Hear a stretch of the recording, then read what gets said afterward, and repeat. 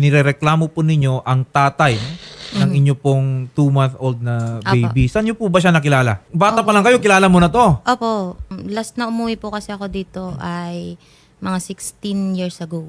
So Kababata talagang dati. kilala mo na siya matagal na. Opo, Pati yung dati pamilya pa. niya siguro, kilala Opo, mo na rin. Opo. And then naging kayo. Ito lang. Neto lang din. Gaano kayo katagal? Ano po, nung nag-umpisa po nung May, natapos po nitong December, buntis pa po ako. Pero sinasabi po ninyo, itinatanggi ni Sir John Paul na siya po yung... Opo, hindi nga din po siya pumresintas dun sa... Bakit daw, no?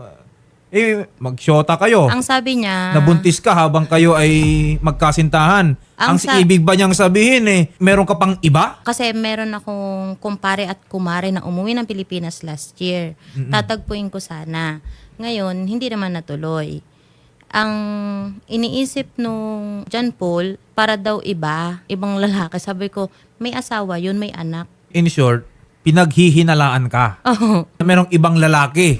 Hindi naman po ako naalis doon Nung sa kayo kanila. Hindi, pero sa totoo, meron ka ba talagang iba? Wala po. Wala. So, talagang siya lang. Opo. You have no other contact except Wala ho. dito sa kanya. Sa kanya lang po. Doon naman po ako na... Ano, nag-live-in na ba kayo? Opo. Okay. Kumbaga, ang bahay po kasi ng tatay ko, magkadikit lang, nasa gitna lang is yung bahay ng nanay niya at tindahan ng So, biyanan ng... magkapit-bahay kayo? Opo. Ang sinasabi po ninyo, alam niya na talagang walang iba. Opo, nandun lang naman Okay? po ako. At ikaw, alam mo sa sarili po ninyo, na nung Opo. nabuntis po kayo, walang ibang magiging tatay ng pinagbubuntis ninyo, kundi yung boyfriend po ninyo. Opo. Tama po ba? Confident kayo, ha? Opo. Na talagang walang iba, siya talaga. Opo. Ang tatay nitong... Hindi ko po paglalaban yung anak ko kung hindi siya. Po. Dininay na ba nung nagbubuntis ka pa lang? Hindi, okay naman po nung umpisa. Tapos, then nito na lang po, nagde-deny na po. Noong naghiwalay na kayo, kumbaga Dun po. ayaw na niya lahat, ayaw na niya sa'yo, Opo. ayaw na rin dun sa bata. Opo. Di parang yun na yung nagiging motibo ngayon. Parang gusto ka na niyang mawala. Opo. Everything about you, kalimutan mo na. Yes. Kalimutan na kita, Opo. kalimutan mo na rin ako. Okay? Actually, wala naman po ako hinahabol about sa amin. Ang hinahabol ko, yung karapatan ng anak ko. Hi, Sir John Paul, magandang hapon. No? Kasama ko dito si Kathleen Nicole. Sinasabi po niya, tinatanggi daw po ninyo yung anak ninyo. Pero yun po ang mali niya. Hindi ko po tinatanggihan dahil kahapon po, nag-usap pa sila nung nanay ko sa barangay na about sa sustento. Wala po akong itinanggi dyan kasi po, ang napag-usapan lang po nila nina yung about sa DNA test. Pero yung sinasabi po nagdalawang isip ako, hindi po ako nagdalawang isip dyan. Sir John Paul, no, para lang pumalinaw sa lahat, kinikilala po ninyo na yung bata is sa inyo. Opo. Ay, walang pagtatanggi na anak po ninyo yon. Wala po, hindi po ako tumanggi dyan, sir. At least malinaw po yan. Pero ang tanong ko ngayon, nung nagkaroon ng pagtatagpo kahapon, bakit yung nanay mo ang nandun? Ba't hindi ikaw? Sir, nagkataon po kahapon nung nag-usap sila sa barangay hall, nasa trabaho po ako. Pinaliwanag naman po sa kanya nung bago pa po kami pumunta sa barangay hall, pinaliwanag na po niya kay Kulina, may trabaho ko nung time na nagpa-schedule po na patawag. Sir John Paul, hindi lang po natatapos kasi doon sa pagkikilala ng isang anak. Alam naman po natin na mayroong karapatan ang bata, may responsibilidad ang mga magulang.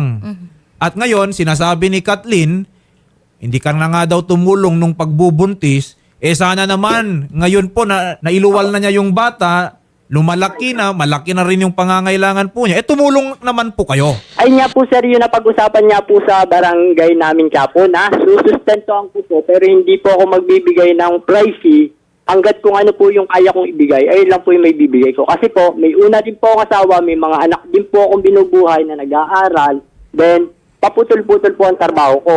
Hindi lang kasi magandang pakinggan ng isang nanay na ang pangako lang nung tatay kung ano lang yung kaya ko. Okay? Siyempre, yung bata hindi naman niya sasabihin na ang pangangailangan ko nakadepende lang din sa kaya ng tatay ko. Hindi naman po kasi ganon.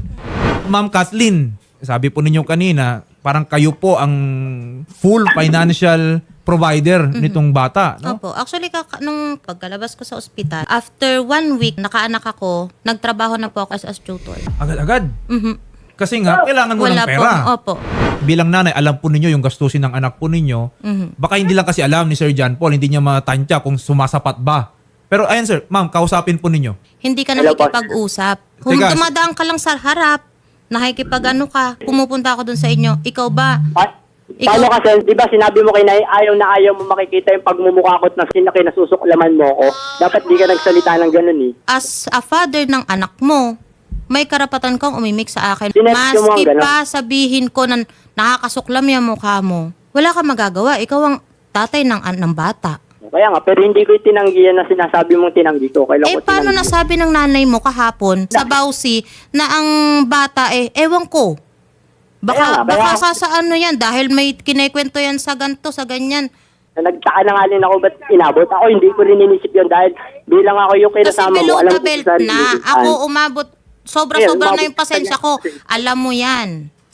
Sir John Paul, hindi ka ba makakapagsabi talaga kung anong figure, ilang libo yung kaya mo buwan-buwan? Para alam na rin ni Ma'am Kathleen yung iba-budget niya. Yun nga gaya po na sabi ko sa inyo, ang trabaho ko po yung nagiging paputol-putol, tapos dalawa po yung nag-aaral ko, may bunso, maliit pa rin po akong ginagatas at ginagamot. Bibigyan ko pa rin po ng parte, bawat kikitain ko sa trabaho, magbibigay po pa rin ako ng pangangailangan ng bata about halimbawa panggatas, pandiaper, hindi Okay. po masisiro. Baga ano po sir, hindi naman po masisiro na hindi ko bibigyan ng sustento na pangangailangan ng bata. Hindi lang po ako magbibigay ng percentage at saka halaga. Kasi mahirap po yung magsalita ko tapos mamaya mawalan po ako ng trabaho, di may susumbat niya pa po sa akin yun. Wala pa akong masabi kasi since naman po nung umanak ako, wala naman po nagbibigay. Pero paano yung hospital bill niyo, ma'am? Abuti na lang po na asikaso. Nag-zero balance po ako. Thank you na lang po dun sa second mother ko po sa asawa po ng tatay ko kasi siya po nag-abiyad at saka po yung Pero tatay wala ko. siyang binigay ni Sing Condoling. Na po. Hindi po siya pumunta sa ospital na mag-acknowledge ng bata. Nag-chat pa po ako sa kapatid niya na kausapin dahil kailangan nga siya. Sa birth certificate, hindi siya nakapirma doon. Hindi po. Under family code naman po, no? If there is acknowledgement, recognition of a child, no? Even outside yung birth certificate, no? That can suffice for purposes of proving paternity. Dito, narinig naman nating lahat kanina na si Sir John Paul, kinikilala po niya na anak po niya, Aha. etong 2 months old na. Okay lang na po ito. kahit walang tatay sa birth certificate yung anak ko. Hindi, ma'am. Pero Hindi ko kasi kailangan. syempre, yung basis for support is the fact na siya po ang tatay. Aha. Okay? Kamusta Oo, naman ano? po yung nanay niya? Mabait po yung nanay niya. Kinikilala po ba na apo niya yan? Opo. Yung nanay man lang niya, kahit papaano, siyempre kung apo mo, meron Hindi din po bang... kasi ako maasa sa nanay niya kasi ang nanay niya wala naman pong trabaho. Madami pong apo na inaalagaan. Okay. Ganito na lang, no, Sir John Paul.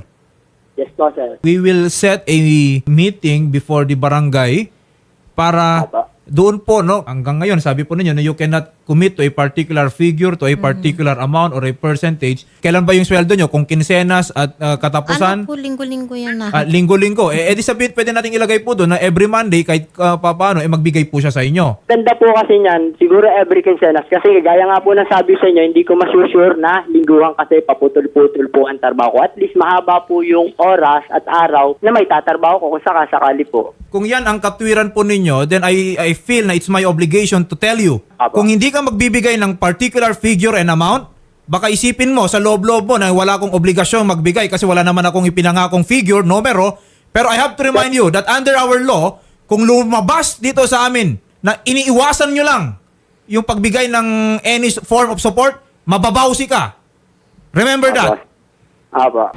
Ma'am Yolanda, nakausap na po namin si Ma'am Kathleen at si Sir John Paul. Patungkol lang dun sa bata, kinilala naman na po ng both parents yung anak po nila. No? Ang kakailanganin lang po naming idulog din po sa inyo, they will have to meet personally daan po sa inyong tanggapan. Pwede po ba tumulong tayo mag-draft ng isang agreement patungkol sa suporta, visitation, kustodiya nung bata, communication rights, at syempre, no, yung any dispute resolution pag merong hindi nasunod doon po sa agreement po na iyon. No? Ay, opo, sir. Okay. Ma'am Yolanda, ha, imo-monitor po namin ito para maayos na itong issue kasi ang pinag-usapan natin, 2-month-old baby, walang kamuwang-muwang. Opo, sir. Okay. Maraming salamat po sa inyo, Ma'am Yolanda. Ma'am Kathleen, ayan. Bago natin ibaba yung tawag kay Sir John Paul, baka may huli na lang kayong mensahe sa kanya.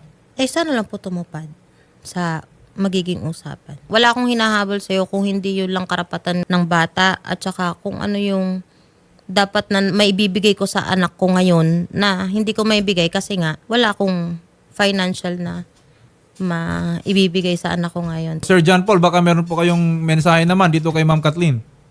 Yun lang po sir, ang akin sana, maintindihan niya din po yung lagay ko. Hindi naman po mapuputol yung maibibigay ko sa kanya. Sana, sumapat lang din po sa kanya yung maibibigay kong tulong about dun sa, para sa bata po. Yun lang po sir.